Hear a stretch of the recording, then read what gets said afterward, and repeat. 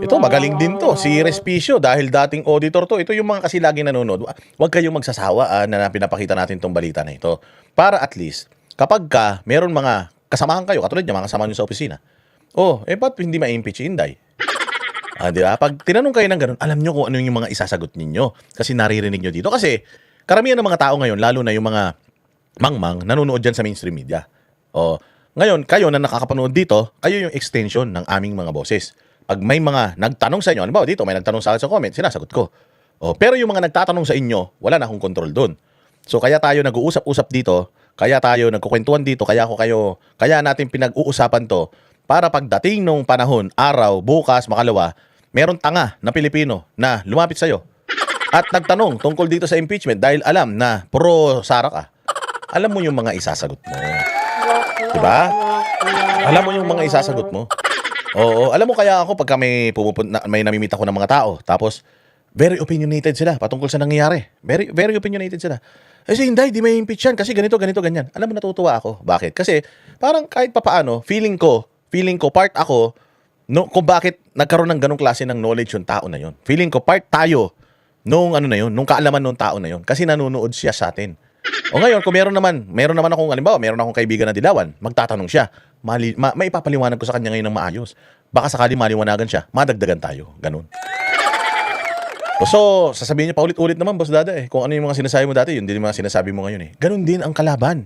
Ang propaganda ng kalaban, paulit-ulit hanggang paniwalaan mo. So kung hindi natin ika-counter yung paulit-ulit nila na paninira kay Inday Sara, ng paulit-ulit na pagtatanggol, kahit pare-parehas lang naman yung pagtatanggol natin kay VP Sara, pare-parehas lang naman yung yung ating mga binibigkas dito. Kung hindi natin gagawin yung ginagawa nila, matatalo tayo. Si Inday Sara, kalaunan, sa 10 ulit na narinig nila kay Trillanes na magnanakaw si Inday, maniniwala na sila. Bakit? Kasi walang ibang nagsasalita Si Trillanes lang nagsasabi na magnanakaw si Inday. Wanabet, salamat. Pang melatonin. Sarap niyan para makatulog.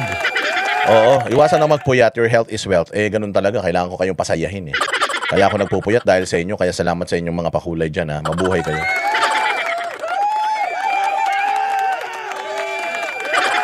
Ask ko lang po, Boss Dada, sino ba kulang ng lawyers? Kulang ang lawyer nila Inday Sara. Konti man lang sila. Sinasabi nila, di ba, ang dami nila. Konti lang sila kumpara sa prosecution. May budget yung prosecution ng Congress Kumpara naman kay Inday, pera ni Inday yung pinambabayad dyan sa mga abogado dyan, di pera ng Office of the Vice President. Samantalang itong prosecution na to, pera ng taong bayan pinambabayad sa mga hayop na yan. Hindi, sino magfa-finance sa mga yan? Sino magbabayad kay Kapunan? Sino magbabayad sa mga abogado nila? Congress. Congress ang ang complainant Di ba? Congress ang sponsor ng impeachment So Congress ang nagbabayad sa talent fee ng lahat ng mga nandiyan dyan. Samantalang dito kay Inday, sarili niyang pera. Gumagastos sa si Inday sa kanyang pagpunta-punta sa kanyang tatay Pera niya sarili ginagamit doon. Gumagamit pa siya rito. Kaya sa totoo lang, ang pera ni Inday limited. Hindi katulad ng mga hayop na yan, may mga maleta yan So ganun yun mga bossing kahit paulit-ulit ito kasi labanan natin yung paulit-ulit na paninira kay Inday Sara, paulit-ulit na pagpopropaganda nitong mga makakaliwa na ang galing ng prosecution, ang galing ni Kapunan, ang galing ni ganito. I-expose natin sila dito. Kung araw-araw sila nagpopropaganda na nananalo sila, araw-araw din nating ipamumuka sa kanila na hindi nila tayo nakukumbinse. Ganun yun. Pakinggan natin yung sasabihin dito ni Respicio, mali daw yung witness, yung kanyang pag-iintindi sa batas. Kung hindi naman lawyer, etong babaeng mataba na ito talagang hindi niya mai-interpret ng maayos yung batas. Sa pagpresenta at pahayag po ng witness. Hinihintay ko pa rin hanggang ngayon yung connection kay VP Sara Duterte. Isang question lang po ang tinanong ni Prosecutor Lorna Kapunan kanina na idinadawit, na gusto niyang with the purpose na idawit si VP Sara Duterte. Ang tanong po ay, may pagkakasala po ba dito si VP Sara Duterte? Ang sabi ng witness, ano po ang iyong basehan? Dahil po nag-approve siya ng mga plano at ng mga dokumento ng mga report na isinapit sa kanya. Pero yun po bang sinasabi ng batas? Misrepresentation po ang sinabi ng witness na porket ikaw ay nag-approve ng mga plano at pumirma ng mga general reports ay sangkot ka na, ikaw na ang liable. Hindi po. Ang sabi po ng Section 103 ng PD 1445, ang person na responsible doon sa mga nawawalang pera ay yung taong directly na may hawak, directly responsible, directly accountable doon sa salapi, at nakalagay din po sa parehong batas at nakalagay na rin sa circular ng COA na ang accountable officer ay yung tao na naghahawak ng pera or permitted na humawak ng pera. Yun po ang malinaw na sinasabi ng batas. Bakit nila pinipilit na yung head of agency ang may kasalanan? Wala namang ganun na definition yung circular at wala ring definition yung PD 1445 or any law For that matter, at kung titingnan natin, meron na pong nakatalaga ng special disbursing officer. Hindi mo po pwedeng sabihin na sabay na accountable officer, yung special disbursing officer at saka yung head of agency. Kasi po nakalagay doon sa circular ng COA, head of agency or special disbursing officer. Kung meron na pong special disbursing officer, hindi na po pwedeng yung head of agency pa yun. Yun po yung special disbursing officer. Yung interpretation po na ito ay mas consistent po sa section 104 ng PD 1445. Dahil po ang liability lang ng head of agency kapag merong ibang tao na accountable officer ay to exercise diligence of a good father of a family. So in other words, dapat magpakita ng ebidensya itong COA auditor na hindi nag-exercise ng required diligence si VP Sara Duterte. Sa ganong area, hindi siya nag-testify, hindi niya ipinakita na nag-fail si VP Sara Duterte na mag-exercise ng due diligence. Sana nag-layout siya ng standard, anong mga checks ang dapat niyang gawin. At ano yung mga nakaligtaan na checks na hindi niya ginawa which gave way doon sa pagkakawala ng pera kung totoo mang nangyari yung bagay na yun. And paulit-ulit siyang bumabalik doon sa provision 8.3 ng circular na sinasabi na accountable officer daw si VP Sara Duterte, therefore may prima facie evidence na ninakaw niya yung pera. Madam, number one, hindi siya yung accountable officer, and secondly, yung prima facie na sinasabi mo is less than the more than substantial evidence required diyan sa impeachment trial. So kapag hindi ka nag-present ng other evidence pa, ay hindi mo talaga maidadawit si VP Sara Duterte. Dito tayo, Attorney Harold, sa pag-amin na mula sa AOM, mula sa Audit Observation Memorandum, hindi na dumaan ang notice of suspension at diretso na sa notice of disallowance agad ang auditor po nito. Ito ba'y makatarungan po ba? Ito ba'y dumadaan sa due process? Kasi parang ang paliwanag nila, dahil meron... Ayan, ang galing ni Chis Escudero dyan sa parte na yan, mga bossing. Palakpakan natin si Chis Escudero. Galing niya dyan. Tinanong niya yan eh. Sabi niya, so, hindi na dumaan si VP Sara doon sa proseso na kailangan niyang magpaliwanag. Nag-issue na kagad kayo ng ganito, nag-issue na kagad kayo ng ganyan. Bakit ganun? Opo, umamin. So, ibig sabihin, si Inday Sara, hindi siya nagkaroon ng due process. Kasi, yung sinasabi ni Jesus Escudero na, so, pagka nag-issue ka ng ganito, dapat magpaliwanag muna siya. Pag nakapagpaliwanag siya, at hindi okay yung paliwanag niya, nireject niya yung paliwanag niya, saka kayo mag-i-issue ng ganito. Ganon. So, ang nangyari, nag-issue sila ng ganito, hindi pa nagpapaliwanag si Inday Sara, nag-issue na sila nung panibago. Kaya yun yung sabi ni Jesus Escudero, ha? Nag-issue na kayo ng notice of disallowance. Hindi pa siya hindi pa siya nagsumasagot doon sa AOM nyo. Nag-issue na kayo ng notice of disallowance. Hindi ba ang proseso dapat sumagot muna siya sa AOM bago siya ma-issuehan ng notice of disallowance? Di ba, Lynn Albano? Salamat sa'yo. Oh, so si Chis Escudero ang nakabisto niyan. Kaya palakpakan natin si Chis. Napakahusay ni Chis dito. Marami silang napahiya rito. Meron lang pag-amin, nakitaan nila ng irregularity, illegal daw, hindi daw tama, improper, violation daw sa Joint Memorandum Circular ng COA at DBM, ay diretso na sa notice of disallowance. Attorney. Hindi ko alam kung ano ang basehan ng auditor kung bakit niya diniretso doon sa notice of disallowance agad. Kasi ang naalala ko kaninang sinabi niya was, kasi daw po yung special disbursing officer ay nagsalita na somewhere na in-instruct daw ni VP Sara Duterte na ibigay yung pera to someone. Yun daw yung basehan niya. Well, kailangan, I don't know kung first-hand knowledge yun, I don't know kung personal knowledge yun, pero sa mga ibang question kanina was, yung mga knowledge niya about sa statement ng mga special disbursing officer was just being a spectator doon sa mga proceedings na nangyari doon sa House of Representatives. Now, the question is, kapag hindi siya part ng official auditing process, hindi documented, at nakuha mo lamang sa third sources yung mga basihan mo para tumalon ng isang step doon sa customary or hard na requirement ng circular, I don't think yun na isang valid na basihan para lagpasan yung mga bagay na yun. Joseph Guchila. Salamat sa'yo. I'm not really sure about sa requirement ng circular kung pwedeng tumalon sa notice of disallowance kagad from audit observation memorandum. Pero I think on the virtue of fairness, I think mag-stick ka dapat sa custom na kung ang expectation is kailangan mo nang dumaan sa isang step, bago ka pumunta sa isang step, dapat meron ka dapat valid na basehan para tumalon. And yung valid na basehan mo yun is dapat base siya doon sa audit process mo mismo at hindi base sa hearsay o base sa naririnig mo lamang na galing sa ibang avenue at hindi part ng official performance ng duties mo. Kumbaga, sariling sikap nila, kung meron silang ganong information, sila mismo ang mag-confirm bilang auditor at hindi yung nanonood, nakikinig lang sila during sa House sa hearing yun. Kung di ako nagkakamali na doon may pag-amin dahil sinumpaan daw yun, yun na agad yung kanilang magiging desisyon. Hindi na sila nagkusa o nagsarili sila na imbestiga at idaan sa tamang proseso. Attorney, tama po ba?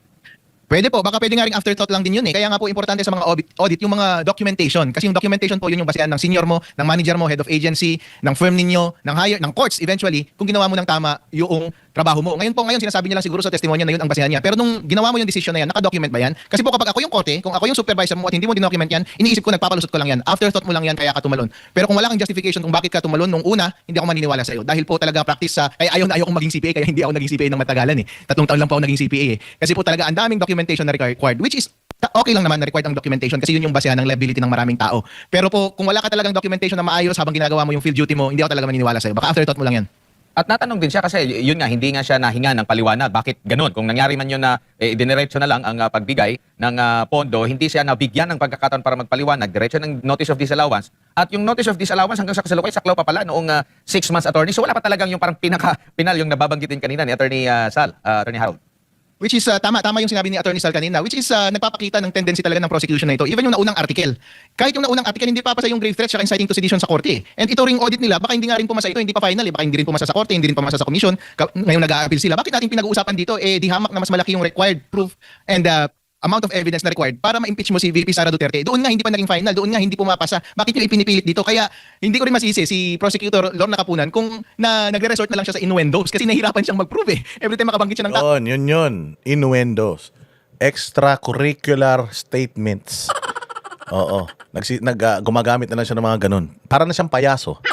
Nag-e-entertain na lang siya. Kasi nga, wala silang ebidensya. Iko-compensate mo for the lack of evidence and lack of merit doon sa pa-joke-joke, doon sa pa-super-superman, pa-salad-salad, tawag dito? Manonood pa ako ng ganito, manonood pa ako ng ganyan. Nilalagay na lang niya sa ganun, tapos yung mga, kaya pala, ang dilim. Kaya may mga ganun siya eh. Marami siyang mga side comments kasi nga kailangan ma-compensate eh. Kailangan nilang kailangan pumutok yung mga mga pangalan nila. Eh. Kasi wala silang ebidensya kasi hindi ako attack mode ako. Pag attack mode ka, panoorin niyo si Michael Jordan. Si Michael Jordan, pagka nagbabasketball yan, nakikita mo ba yan na kung ano-ano pa ginagawa, nagsasayaw habang nagdi-dribble? Hindi. Si Michael Jordan, pag nag-dribble yan, dribble, tira. Dribble, diretso, dadakdakan ka. Atake na siya kagad, atake. O pag nakita niya yung kahinaan mo, aatakihin niya kagad yung kahinaan mo. Hindi ka na niya paglalaruan, aatakihin ka na niya kagad. Yung ibang mga player, kaya hindi sumisikat, puta mas marami pa yung dribble kaysa sa tira. Dribble. Dribble. Crossover, in between. Tapos, andun pa rin naman yung depensa sa harapan nila. Hindi pa rin nila ma-shoot yung bola. Yun ang problema. Hindi nila ma-shoot yung bola, kaya dribble na lang sila. Ganun na lang ginagawa nila, pinagaganda na lang nila yung itsura. Pero pag tinignan mo talaga, tambak naman sila sa kalaban. Ganun. Yun yung pinakamagandang paghahambing dito sa ginagawa ni Kapunan na dahil wala silang ebidensya, mahina, laos na sila, yung tao hindi na interesado, kaya kung ano-ano na lang ginagawa niyang patawa. Hindi naman siya nakakatawa. Mukha naman siyang Biyernes Santo. Mukha naman siyang undas.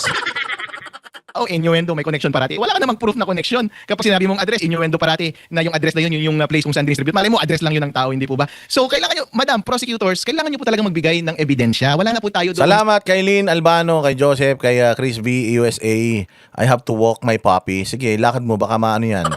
Ilakad mo yung puppy mo, baka sa ma-empacho pagpapublicity yan. natin doon sa House of Representatives. Hindi po pwedeng ulitin nyo lang yung ginawa nyo doon and then ngayon mag-innuendo na lang kayo ng innuendo kung ano-anong Superman ang kino-comment ninyo, tinitake advantage nyo yung leniency ni Presiding Officer Chis Escudero and then nakikita rin actually natin dito na tinotolerate rin sila ng defense kasi rinerespeto ni Council Mike Powa, ni Council Christine kanina yung kasi po si Lorna Kapunan medyo may edad na po at kagalang-galang siya na abogado sa Pilipinas. Salata naman po na tinotolerate siya kahit hindi na proper yung pananalita niya sa witness at sa ibang mga participant ng proceedings, hindi na siya pinapagalitan ng Presiding Officer at hindi na rin po nag-o-object yung kalaban. Pero sinasagat niya po kasi ang daming conclusion of law, ang daming conclusion of fact. Lahat po, ang dami pong pwedeng i-object kanina pero pinagbibigyan lang po kasi po siguro dahil magalang tayo sa mga matatanda. Opo, bago lang si Partner Jade, ang laging kinukot din kanina is ito nga 8.3 ng Joint Memorandum Circular Attorney, no? Kung saan kung failure na makapag-liquidate nga dito, tinuturing na prima facie evidence. Pero nakakote dito yung Antonio Martinez versus People of the Philippines at the Sandigan Bayan. May similarity ba o malayo dito po sa kaso ni Vice President Sara Duterte, itong kaso po ni Martinez po, which is parang nabigyan din ito ng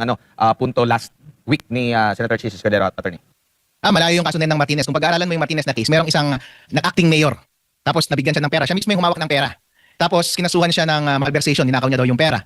Ngayon po, nag-motion to quash siya sa court. Kasi po ang basis ng motion to quash is given yung mga allegations, tas tama yun, hindi pa rin siya sufficient na mag-constitute ng crime. Ngayon po, doon sa nangyari doon sa acting mayor na yun, ang ginawa niya is, nag-demand yung treasurer na mag-liquidate. Pero hindi niya pinansin eh. Binigyan ka ng pera, nag-demand yung treasurer na mag-liquidate, pero dinedma lang niya. So yun po ang sabi ng Supreme Court. Dinedma mo eh. Kung hindi ka nag-liquidate, may prima facie case ka na ninakaw mo. Therefore, yung malversation, yung elements ay prima facie given. Therefore, yung motion to quash na ang threshold lang na required is yung prima facie ay hindi pwedeng pagbigyan kasi merong presumptive case laban sa'yo. Pero hindi yung nag-decide ng merits. Pero dinala nila dyan sa COA circular kasi precedent po siya para style po yan ng mga government agency para magkangipin yung kanilang mga circular para matakot yung mga kanilang ino-audit. Pero dapat po kapag i-apply yan ng mga auditor, dapat alam talaga nila yung origin na case. Kaya po ang wording dyan ay account Kaya nga nung tinanong si Wamil patungkol dyan sa kaso na yan, yung jurisprudence na yan, hindi niya alam. Doon nakaangkla yung kanilang memorandum circular. Tapos hindi niya alam yung kaso na yun. Kasi nga panakot nga lang nila yan para para ayusin mo yung pagle-liquidate mo or else, ganun sila. But then again, katulad nga ng sinasabi ko sa inyo, itong kampo ni VP Sara, for all they know, na i-liquidate nila na maayos yan. Sa kampo naman nitong BIR, dahil nga may pressure ng Congress, hawak sila sa leeg, yung budget nila, kaya nga nag-issue ng mga UM. Imaginein mo 4 na taon na dire-diretsong nag-i-issue sila ng unmodified opinion sa Office of the Vice President. Ibig sabihin, wala pang desisyon ang BIR ay ang COA dito sa kaso na ito o sa mga notice of disallowances na ito. Kaya nga nag-i-issue pa ang COA ng mga certificate na maayos yung kanilang proseso ng pag-a-accounts ng kanilang mga pera. Kasi kung sa tingin ng COA ay talagang may ginawa na si Inday Sara na kabulustugan, hindi sila mag-i-issue ng notice of disallowance. Ganun lang yun kasimple. accountable officer, failure to liquidate, and prima facie. Yung accountable officer po, tama po yung accountable officer dun sa Martinez case kasi po siya yung binigyan ng pera. Pero po dito kay VP Sara Duterte, siya ba yung humawak ng pera? Hindi po. Kaya ang definition ulit sa PD 1445 at same circular ay yung accountable officer ay yung humawak ng pera, hindi po si VP Sara Duterte. And pangalawa po, failure to liquidate. Doon sa Martinez case, nag-fail talaga na mag-liquidate kasi kahit anong papel hindi siya nagpasa eh. Dito po, ang position po ng Office of the Vice President at Office ng Department Secretary ay nag-liquidate sila. Kaso nga lang, at first instance, hindi pumayag yung auditor. Sabi ng auditor, insufficient yun. And precisely that question, whether or not nag-liquidate sila, is pending sa appeal na ginagawa ngayon ng Office of the Vice President at Department Secretary. Therefore, hindi... Kasi kung ang usapan, hindi sila nag-liquidate, no. Nag-liquidate kami, hindi nyo lang tinanggap. Oo, nag-liquidate kami, hindi nyo nga lang tinanggap, hindi nga lang kayo na-satisfy, but nagli-liquidate kami. At it's still, nasa proseso pa din ng debate kung sino ang tama sa kanila. Nagsasagutan pa po sila, ini-impeach nyo na. O, yan yung kailangan nyong sabihin sa mga magtatanong sa inyo na mga kamag-anak ninyo, kaibigan ninyo, katongits, kachismisan ninyo. Yan yung mga sasabihin nyo, yung mga knowledge na hindi nyo makikita sa mainstream media dahil sa twisted, yung mga spin doctors yung mga yan. O, dito kayo manunood para at least sa layman's term, yung pinaka maiintindihan ng masang tao, yung yung paliwanag, o may papaliwanag nyo ngayon ng mababaw, maiintindihan din ng kausap nyo. Importante yan. Kaya, kailangan panakakalat ninyo yung mga ganitong mga klase ng mga explanasyon.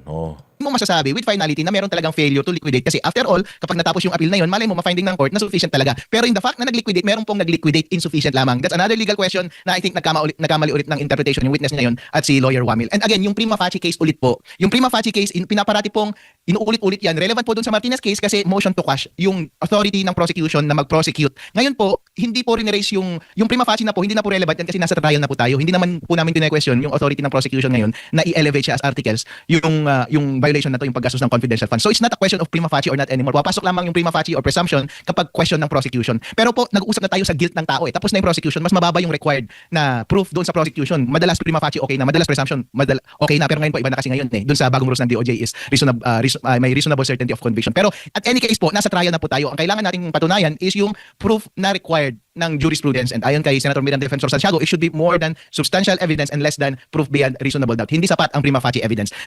Yun parati ang pinagre-relayan ni Attorney Wamil, yun parati ang pinagre-relayan ng witness na iyon. Ma'am, para madagdagan nyo po, para ma-elevate nyo yan sa substantial evidence and more than substantial evidence, magbigay pa po kayo ng positive evidence pa. Another positive piece of evidence na nagdadawit kay VP Sara Duterte na inutos niya at ninakaw niya yung pera. You're on the right direction. Noong sinabi ninyo na meron kayong narinig somewhere sa proceedings ng House of Representatives na nagsasabi na inutos daw, declaration ng Special Disbursing Officer na inutos daw ni VP Sara Duterte na ibigay yung pera to someone. You are on the right track. Pero hindi pa po sapat yun. Kailangan nyo pa rin patunayan na inutos and then inutos na nakawin at nanakaw talaga. Yun po talaga ang kailangan nyo establish. Wala po kayong in-establish na ngayon. And besides, yung pag-utos po na ibigay yung pera sa ibang tao, inherent po yan sa principal. Ang principal po natin yung head of agency. Nanggaling po sa kanyang authority na ibigay sa isang tao yung authority na humawak ng pera. Just the same, since sa kanya nag-spring yung authority na humawak ng pera yung isang disbursing officer, pwedeng manggaling sa kanya yung same authority na ilipat yung paghawak ng pera. So pwedeng gawin niya yung formally or not formally, titignan natin sa testimonya soon ng mga hostile witnesses na kukunin nila na special disbursing officer. Pero mga witnesses, you're on the right direction kung tinuturo ninyo si VP Sara Duterte na siyang nag-utos pero hindi pa po sapat. Dapat may utos na nakawin talaga at merong proof na ninakaw talaga. Yan po Yun ang ano natin, yun ang problema. Katulad ng sinasabi ko kanina, nandoon pa lang tayo sa misuse, hindi sa stolen. Nasa misuse. Okay? Walang ninakaw, merong maling paggamit di umano na pinagdedebatihan pa. Pero yung pagnanakaw, ninakaw, hindi yan mapuprove ng COA. Bakit? Kasi limitado yung kanilang competence. Limited competency. Oh, di ba ang gaganda nung koneksyon ng mga abogado natin, ang gagaling. Pucha, ganyan ang mga mahuhusay ng mga abogado. Hindi katulad ng mga abogado sa kabila na mga ang papangit na ang tatanga pa. Diyos mio. Ganito mag-content, ganito mag-ano ng mga video, yung konektado. O hindi sala-salabat. wala ngayon kaya nagre-resort sa innuendos itong si Madam Prosecutor Lorna Capunan na ini-spoiled naman at tinotolerate ng presiding officer at pati ng defense, hindi na sila nag-object. Opo. Attorney, isang tanong lamang sa lahat po ng mga articles na natalakay na. Ito bang Article 1 ay makukonsidera mong pinakamahina sa kaso laban kay Vice President Sara Duterte? I think mas mahina yung una kasi yung una po ay hindi base sa mga dokumento. Kapag testimonya lang po kasi at mga crimes lamang ng mga mahinang bagay na yun, alright, pwede. Pero dito po kay VP Sara Duterte, equally mahina rin eh. Tama po yung sinabi ni Attorney Panelo kanina na sa totoo lang mga boss, ayoko na talagang panoorin itong impeachment trial kasi pare-pareho naman ang ginagawa nila. Napanood ko na yan sa dalawang panahon on oportunidad na ginawa ninyo sa Committee on Justice noon at saka House of Representatives para siraan si VP Sara Duterte. Parehong paninira pa rin ang ginagawa nyo ngayon at parehong innuendo. Wala akong ganang manood kasi napanood ko na po yung sine na yan. Kaya ako lang pinapanood ngayon kasi ini-interview nyo ako eh. Kaya Oh, same. Ako rin naman eh. Alam ko na, di ba yan din sinasabi ko sa inyo noon pa? Kung ako lang, ayoko na panoorin. Kaya lang, kailangan ko mag-content. Imagine niyo yung torture na ginagawa ko sa sarili ko that I have to listen to this piece of shit. I have to listen to this garbage every single day, Monday to Wednesday, para lang makapag-react ako at makapaghatid ako sa inyo ng komentaryo. Kahit naman po, sukan-sukan na ako. Alam nyo ba, habang pinakikinggan ko to, nag-workout ako, nagka-cardio ako, nag-treadmill ako, nag-weights ako, habang pinakikinggan ko to, para lang hindi masayang ang oras ko. Oo, para lang hindi masayang ang oras ko, pinakikinggan ko na lang, yung active listening ko na lang ang pinaghuhugutan ko. Oh, and ganun din talaga kung ako lang, kung halimbawa normal na tao ako, hindi ako nagvo-vlog, wala akong responsibilidad na mag-react at iparating sa inyo yung mga videos na ito. Di talaga ako manunood, baka tatain na lang ako. Sa buti pang kumain, sa buti pang kumain, sa buti pang mag-drive ng mag-drive, maganda pa naman ng setup ng sasakyan ko ngayon. Papalit ako ng suspension, nagpalit ako ng gulong, naglagay ako ng mga ilaw. So ang sarap sana mag-long ride, mag-long drive, magpunta ng Tagaytay, punta ng kung saan man pwede magkape, ang sarap sana. Kaya lang, pucha yan, I have to do this kasi nga kahit nasukan-suka ako, kahit na diring-diring na ako sa mukha ni Kapunan, I have to watch and listen to her. Innuendos and extracurricular statements. Oh, dahil dito. Oh, kaya yan, it's a curse eh. Masarap na sana mag-Netflix. O, tapos na yung isang season ng House of Dragon. O, pwede ko na sanang simulan para hindi ako mabitin. Anak ng tinapay na yan. Kailangan kong tingnan tong mukha nitong mukhang dragon na nalugi sa Tong Eats. Di ba? Pucha yan. Pero sige lang, laban lang tayo. Kahit paulit-ulit, kahit kailangan natin labanan kasi yung propaganda ng kabila. At pag tinignan nyo yung mga report ng mainstream media, grabe talaga ang bakbak nila. Parang nananalo yung Parang panalo na yung prosecution. Di ko alam kung nanonood ba sila o patulad sila ni Bongbong Marcos. Tiga ibang planeta sila. Diba, Chris via USA, thank you for your energy. Of course. Of course. What time is it here in the Philippines now? It's almost 2 o'clock. I'm still energized. Okay, commitment yan. Commitment. Hindi tayo yung putyo-putyo lang. Kailangan kong pag-aralan para meron po akong isagot. Which ginawa ko naman, pinanood ko, pero just the same, na-disappoint pa rin po ako sa sobrang kulang at rini-recycle na ebidensya ng prosecution. Hindi sapat po. Sapat siguro na mag-prosecute, may prima facie case at best. Pero just the same, hindi sapat para ma-meet yung proof required to declare the guilt ng isang impeachable officer. Tandaan ulit natin, yung nakalagay sa Constitution, high crimes, plunder, graft, and corruption. Kailangan po mabibigat na krimen at mabibigat na partisipasyon. Wala po kayong ipinakita. Intindihin po ninyo, head of agency, isang pinakamataas na tao po yan, katulad po yan ni BBM. Parang sinasabi niyo na rin po na si BBM dapat ay ma-impeach dahil merong nakabinbing ngayon na appeal doon sa Commission on Audit na $500 million na notice of disallowance rin sa office. $500 million. Kalahating bilyon ang notice of disallowance ng Office of the President. Bakit hindi natin yan tinitingnan? Yan yung sinasabi natin. Na kung papayag na lang tayo, di tayo magsasalita, papabayaan na lang natin, maghahantay na lang tayo ng 2028. Putsang ina, maniwala kayo, uubusin tayo ng mga yan. O hanggat walang sumisita, hanggat walang sisita sa mga yan, hindi magsisipag. Yung nga sinisita natin, hindi sila humihinto, yung pa kaya hindi natin sisitahin. So hindi tayo dapat mapapagod. Araw-araw, kupalin natin yan. Maglalaan tayo ng panahon ang isa't isa para mag-usap-usap na ganito, para mabanatan yung mga taga-gobyerno yan, nanonood sa atin yung mga yan, yung mga comment ninyo, nakikita nila yan. Kaya nga, nilalagay ko yung comment ninyo dyan sa screen. Para habang, kahit replay na, pinapanood nila yung mukha ko, nakikita nila yung mga comment nyo dyan, minumura nyo sila. Importante yan. Of the president. So, just as bibigyan mo ng konting understanding si BBM sa bagay na yan, bigyan mo rin ng konting understanding yung head of agency. And which is yun din naman ang nakalagay sa batas. Kung hindi siya yung directly responsible, hindi siya yung humahawak, hindi siya ang may kasalanan, which is okay lang naman. May kasalanan lang siya kapag mayroon siyang failure to supervise using the diligence of a good father of a family, which they failed to demonstrate so far. Opo, siguro bilang Panghuli Attorney, maraming mga nanonood ng mga ordinaryong tao. Ano na lang maipapayo niyo po sa kanila kasi medyo mahaba-haba pa ito. Papayuhan mo ba na? Di ba? Galing nito ni Respicio. Batang-bata pa kasi to, tsaka dati siyang auditor eh. O dati siyang nag-audit, kaya kaya kabisado niya itong mga na to, itong mga nangyayari na ito. Kami ang boses ng masa, hindi natatakot. Katotohanan lang, di kami nalulunod. Walang bahid ng sismis, lahat ay totoo. Kahit sino ka pa, pag mali ka babanatan ka. Walang pinipili kulay, wala kaming kinikilingan. Basta para sa bayan, kami lalaban. Pag tama palakpakan, pag mali banatan, di matitinag, di matatakot. Para sa bayan, tuloy ang sigaw. Sa harap ng kamera, walang halong takot. Mga baluktot, lahat kayo'y tutumba. Ang hustisya at totoo, yun lang ang mahalaga. Kahit sinong harang, di kami matitinag. Walang pinipiling kulay, wala kaming kinikilingan.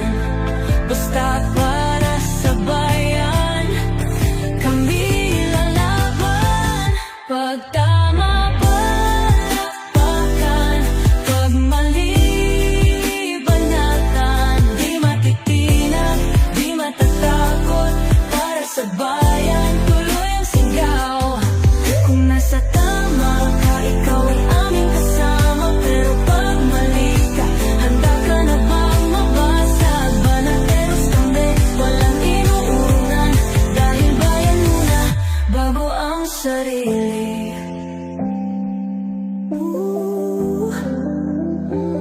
Bago ang sarili.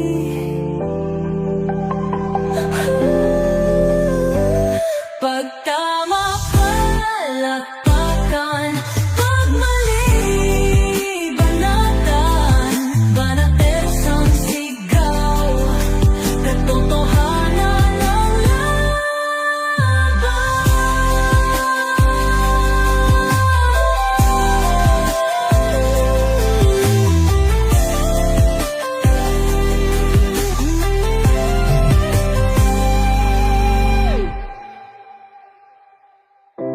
sa harap ng kamera,